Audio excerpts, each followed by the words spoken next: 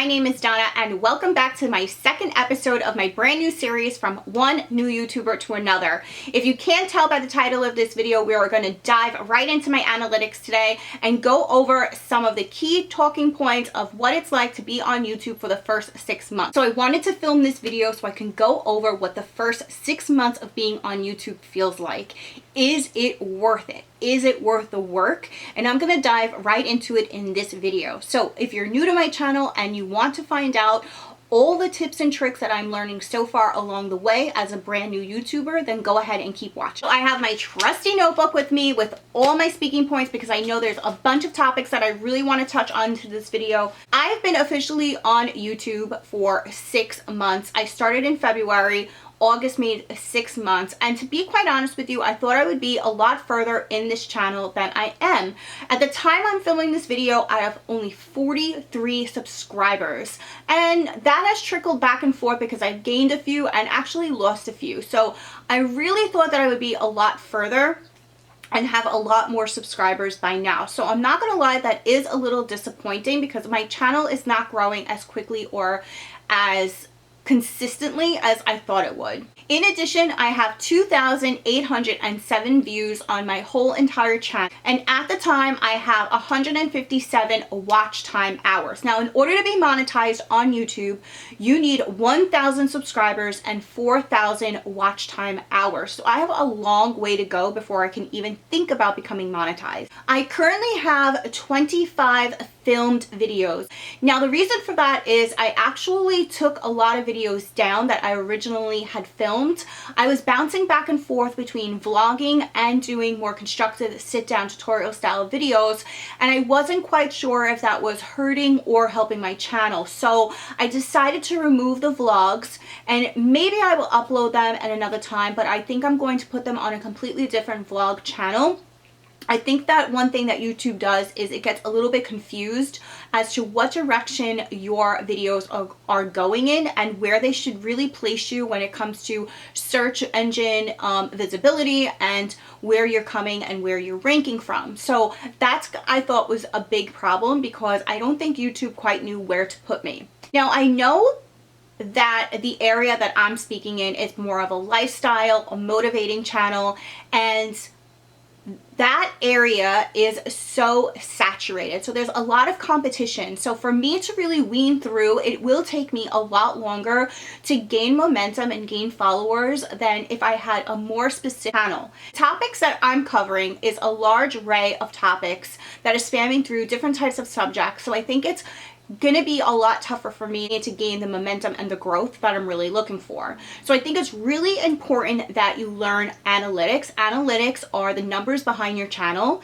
It's gonna basically break down everything that your channel is doing as far as watch time hours, retention, reach, where your customer's coming from, where Google is placing you in the search engine modification, and where you're showing up in the YouTube community. So I think it's very important that you learn all that you can behind the analytics of your channel so you can really study them and learn where your troublesome areas are. At this time, I have reached over 1,000 views on one of my videos, 12 essential shoes that every girl needs in their closet. I will leave a link above for you so you could go ahead and check out that video. But I think at this time it has reached 1,011 views, which I think is amazing, and thank you so much for watching. But I'm not quite sure how that video is ranking amongst other videos.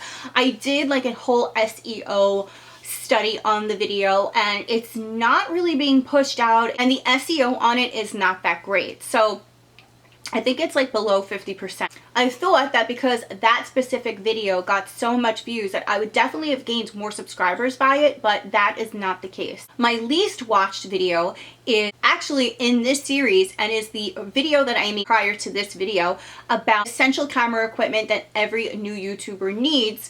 This playlist actually gets a 54.1% in views. So weird, not sure, but again, it is something that I'm still learning, and I definitely will need to master them if I want to learn how to grow my channel. My average audience retention is at 3 minutes and 22 seconds, which I think on average is actually pretty good. Now, Audience retention is so important on how YouTube is pushing and ranking your videos and how it is suggesting your channel to viewers. If you cannot hold an audience or you're not turning views into subscribers, then you're going to have a hard time with YouTube pushing your videos forward. YouTube is not going to suggest your videos to any viewers because you're not holding their attention span. So I think starting this YouTube channel has like sort of paralyzed me in a way, because I always thought of myself as an excellent public speaker. I thought I had just easy flow of words and I knew exactly what I wanted to say all the time, and things just came out so easily to me. And like, believe it or not, I do like practice videos. I don't pre-script anything that I am filming because I just don't think that comes off natural. I do write like key bullet points so I know exactly what I want to say in those videos, but sometimes that gets away from me. But like, I'll do like a practice run, believe in saying exactly what I want to say in the video. And it sounds so amazing, I'm not gonna lie, it really does sound so amazing when I'm by myself. As soon as this camera turns on, I cannot get the words out of my mouth quick enough, and I just can't grasp videoing it. For some reason, it just does not come off across the same way as it does when I am actually saying it by myself. So I think that being on camera like paralyzes me in a way, and it prevents me to actually say the things that I really want to say. So working on my on-screen presence, I think, is something that is really key to gaining subscribers. Being relatable and having people want to watch you and listen to what you have to say is really what's going to bring your channel forward. My advice, and I've wanted to start a YouTube channel for years, like so many years. In 2008, I had so much time on my hands. I actually was laid off from work for a year and I was working on another project at home, but I had always wanted to start YouTube, and 2008 was the year to start. I just think to myself, if I would have started my channel in 2008 when I wanted to and I had the time, who knows where I would have been today. But again, things happen for a reason, right? We always say that. So maybe it was just not my time to start YouTube. My advice to anyone is just start. I have talked myself out of starting a YouTube channel 1,000 times pretty much, because I always say to myself, well, what am I going to talk about? What's my niche going to be? What am I going to look on camera? What am I going to sound like on camera? Where am I going to film? What kind of camera equipment am I going to have? What am I going to say? Am I going to sound stupid? Are people going to think I sound stupid? Are people going to make fun of me? Are they going to think I'm a complete idiot for even being on camera? Like, who do I think I am for actually starting a YouTube channel? What is it that anything that I have to say are people going to want to actually listen to? Those are all the things that I have said to myself over the years to prevent me from starting my channel.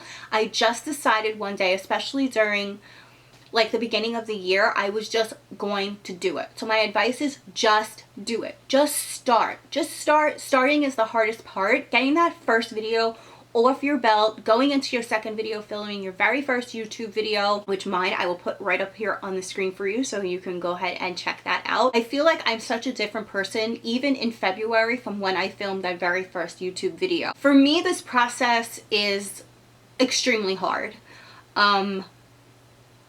Putting yourself out there and having anyone critique you or just watch you, and having people that I actually know watch me, because it could be so embarrassing. Like, I don't even know what people are thinking when they turn on my videos, and they're people that I know. Like, what are they even saying to themselves? But I find it to be really, really hard to just let it all go, like not to be in my head and let my own self-doubt stop me. Like, I cannot let that fear overcome me so I don't do what it is that I actually want to do. And that's with everything in life. I feel like you cannot get inside your own head. Just push it to the side. Don't let it get in. Have a moment and sit in the moment and like let it be, and then figure out why you're feeling this way, what's the purpose behind it, learn from it, but then let it go. Like, do not fester and don't hold on to it, because your own fear is what's going to prevent you from getting anywhere in life. So I know that it's going to be hard, but I really think that in the end, this is going to be completely worth it. My second piece of advice, and what I think I really would tell people, is don't overcomplicate things. And that's a mistake that I really made in the beginning, is I'm comparing my channel to not only other brand new YouTubers, but I'm comparing my channel to YouTubers who've been on YouTube for like years and years. Some of them over 10 years. Some of them have millions of subscribers, and you cannot compare the experience that you're having now as a brand new YouTuber to someone who has been on YouTube for years. Now, it's just not fair to do that to yourself, especially since you are learning a brand new trade. This is like a brand new job, and you're learning as you go. You have to basically sit in the moment, learn what it is that you're learning, take it all in, and go through the process. The problem that I always have is I always see or look towards the future and what I want the channel to look like and be like in the future. But right now, this is what's going on, and I really need to focus on how I can better improve my channel now than look towards what it's going to look like 10 years from now. Make things super simple. If you do not have the proper camera equipment that you think you should have, or you don't have the right space or the right lighting, then don't let that stop yourself. Just make do with what you have. Don't go out and buy all this fancy camera equipment. Don't go out and do all these fancy things. First of all, you're on a budget, you're just starting out, and there's really no need for it. Just simplify your content, just make good quality videos. Another thing is I was watching some really great YouTubers who have like these amazing overlays. They have beautiful end slates. They have like a great beginning with like a whole introduction, and like learning that was like such a process. Like, I've never done videography before. I've done overlays, so I know what that is, and I'm really good at graphic design. But at the same time, it's like, well, how do you superimpose these overlays onto your videos? There's so much to learn. So you're trying to learn everything at one time, because I see what I want my videos to look like. They're not quite there. So what do? My next piece of advice is to be consistent. Now, consistency is something that I struggled with. Now, the one thing that I was doing that was helping me out to be more consistent was, in between me editing my sit down, more constructive videos, my tutorial style videos, was I was vlogging in between, and I was putting together a quick vlog, and then I was throwing that in between those videos.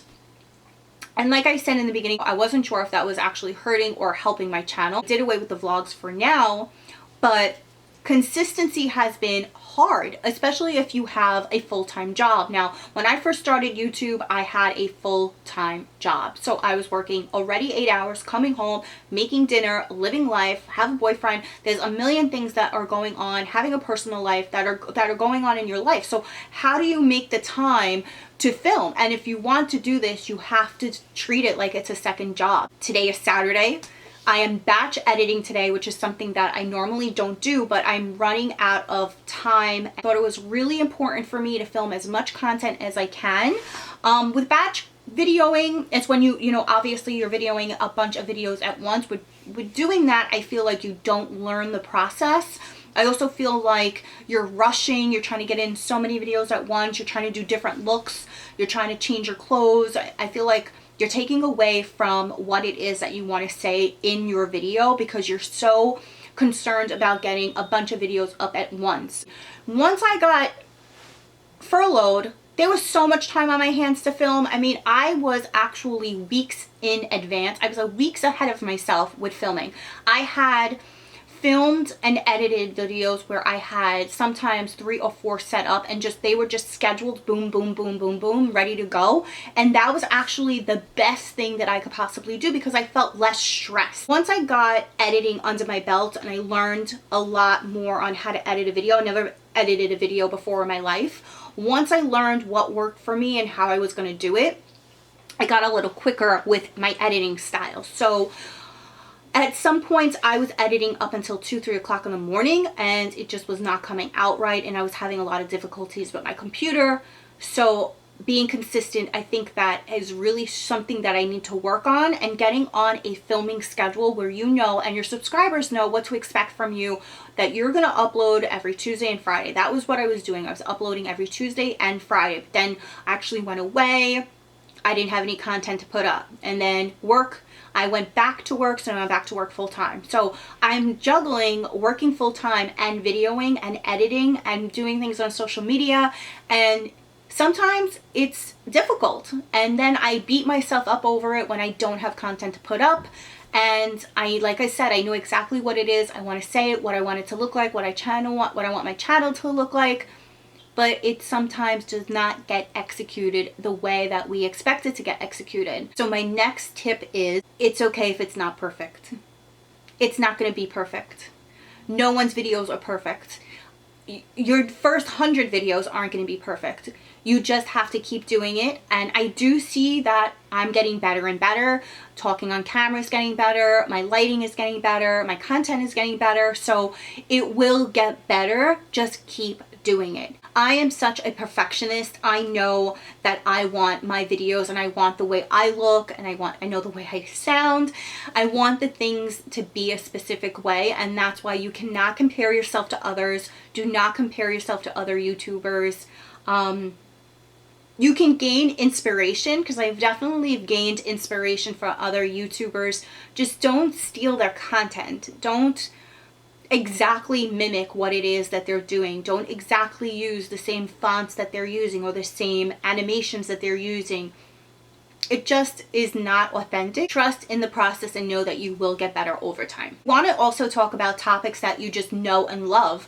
You want to talk about topics that interest you, and not just topics that you think that you want to talk about, because it really comes across, if you don't know what it is that you're talking about, people are going to not trust in anything that you say, because they can tell that the things that you're saying, you don't believe them yourself. So why would they believe what you're saying? I've watched a lot of YouTubers that say that you should schedule your video content like per week, so you know exactly what you're going to film in what order and stuff. And I tried to do that in the beginning. I had like a notebook, and I had every single day or week, I knew exactly what it was that I was going to film. And then when the pandemic hit, that kind of just didn't make sense, that schedule. The topics of those videos were not meshing with what was going on in the world.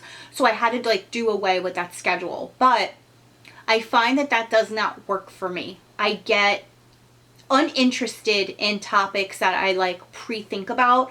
Like if I had it on a schedule and I wrote down a list of topics that I thought that I would want to talk about, I really get more inspired when there's a topic that's going on that correlates to what's going on in my life. So I like think ahead of certain topics. Like right now, I know that I have 4 videos that I know that I want to film right now. The reason why I started this series is because I really wanted to help other brand new YouTubers like myself have basically a colleague or someone who they can speak to, who are actually going through the same things that they're going through in real time. So the next thing I actually want to talk about is it important to niche down right away? And I want to say, I don't think it is if you're first starting out. I think that you need to practice filming and videoing and editing in your first few videos and see where your audience is coming from. See what interests your audience the most, what you're interested the most in talking about, and then from there niche down. Because I think that not having a specific topic for your channel will eventually hurt you in the long run. Although, and this may sound like I'm going against what I'm saying, a lot of beauty influencers started out as having a huge array of topics that they talked about. They're lifestyle motivators, they're influencers. So they're not talking about, that is their niche. So why would I want to niche down further when I know that it worked for them? Is it going to work for me? YouTube is so different now than it was 10 years ago. So I know right away it's going to be a lot harder for me to gain the followers and the subscribers, because it's such a saturated market and you're up against so much competition, and there's just so many girls out there, there's so many guys out there. What is going to make you stand out from all the rest? I'm not a cosmetologist. I never went to cosmetology school. I do my makeup according to what works best for me. My lifestyle is what works best for me. And maybe other people out there will gravitate towards that. Maybe they'll like my personality. Maybe they'll like my style. I'm from New York. I don't know. Maybe that will stand out for other people. So they'll come over to my channel. I think that then eventually I can niche down. But for now, I don't know, for a new YouTuber, I don't have enough experience to talk on that topic. I don't know if right now it is meant to be, if it's necessary to do that. I know that there's a ton of other topics that I want to talk about on this channel. I know that I'm going to be talking about photography, how to do flat lays. I'm going to be talking about more like recipe style videos, eventually do some workout videos when I go back to the gym. So I know that there is going to be a ton more stuff coming up as my channel continues. The thing that I want to talk about is quality of life. Now, I was in a business for a long time where there was no quality of life. That's the restaurant business. And I don't want that to happen to my YouTube channel, where I feel bogged down by doing something that I used to love and then not loving it anymore. I feel like it is okay to take some time off for yourself and heal yourself and work on yourself and be there for yourself when it needs it. If you feel overtired, if you feel like you just can't go on anymore, if you feel like you've done enough for the week and you just cannot put any more information or any more time into something, then it is okay to take a step back and rest. I think that a lot of people feel like, I know I do, I feel guilty when I'm not working. Like I have to constantly be working on something. I just feel like I have to be doing something, because if I'm not doing something, I feel lazy. I feel like unproductive, and I feel like I shouldn't be on YouTube, or I shouldn't be successful because I'm not putting in the time to get myself there. And I think that it's okay to rest. I think it's okay to take a step back and do something that's going to make you feel better. So what I've learned in the last 6 months I've been on YouTube is it's a lot harder than people make it out to be. Editing, finding content, making yourself look presentable on camera, having the guts and the motivation to do it, I think is really hard sometimes, because especially if you don't have an audience like me, like I don't really have quite of an audience. I have 43 people, if that are watching me. Well, I have 43 people that are subscribed to me. And sometimes it's hard to just talk to yourself. Like, this is something that we obviously never did before. It's a brand new job. It's something that we like to do and we want to keep doing it. I learned that I have to take it one day at a time. I learned to not compare myself to others. Don't beat myself up if the content doesn't come out exactly the way I wanted it. Just try again in the next video. And I learned consistency is key. Make time and schedule myself to do the things that I need to do. Even if I have to write down a list and make sure I'm just banging everything out one at a time, just getting it done. Another thing that I learned is that it's okay to put yourself out there. It's okay to laugh if things don't come out right, or you look silly, or you have a lipstick on your teeth, or this piece of my hair is not in the exact spot it's supposed to be. It's not perfect. We're not perfect. We're human beings, and that's okay. Don't let it hinder you or stop you from seeing your future, because your future is right out there and it is ready for you to take it. So just go ahead and take it. And if there's a life that you think that you are worth living, then make that lifestyle for you. So another piece of advice that I have is learn from others. I think it's really important. You're watching my video. I'm teaching you, hopefully, whatever it is that I can teach you at this point in my YouTube career. But there are tons and tons of fantastic YouTubers out there who their channels are specifically dedicated to teaching you how to master YouTube. And I'll list a few of those people down below so you can go ahead and check out their videos. This from a fantastic YouTuber. Her name is Catherine Manning. Just purchased and downloaded the Blow It Up Blueprint. This is from Catherine Manning. She's also known as the Content Bug. She's been on YouTube for a few years now, and she has a fantastic channel on how you can grow your YouTube channel. And this is a fantastic resource that I cannot wait to start using. So guys, I really hope you enjoyed this video and you learned a lot about where I am in the first 6 months of being on YouTube. I hope that it has inspired you to start your own YouTube channel. If you have questions, please leave me comments below. Make sure you go ahead and check out my series from one brand new YouTuber to another. Make sure you check out the video that I made before this about essential camera equipment for every brand new YouTuber. Leave a comment below if there's a topic that you want me to cover. If you're new to my channel, thank you so much for watching. Make sure you hit that notification bell and subscribe to my channel so you can get notifications every time I make a new video. It really, really helps me with my channel. And if you're a returning subscriber, you have no idea how much your views are so appreciative. So thank you. Bye guys.